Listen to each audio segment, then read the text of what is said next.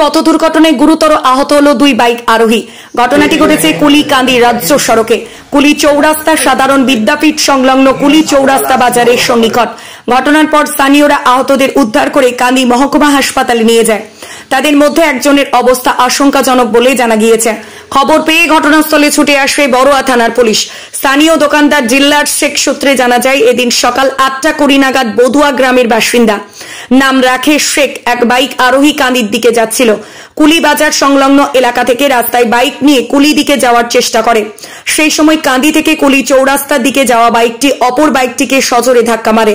পরে দুজনে বাইক থেকে পড়ে যায়। একজনের বাইকের হ্যান্ডেল মাথায় লেগে মাথা ফেটে যায় এবং মাথা থেকে ব্যাপক রক্তক্ষরণ হয়। প্রত্যক্ষদর্শী শরীফুল শেখ জানিয়েছেন, রাকেশ শেখের কোমর এবং ডান পায়ে গুরুতর অভাবে জখম হয়েছেন।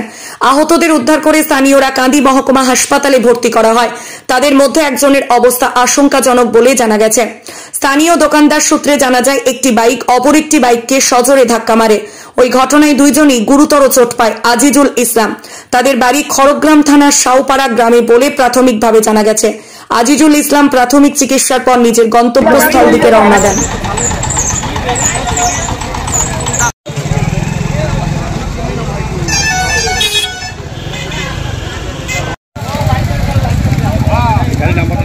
এদের গাড়ি এদের সাথে ঝগড়া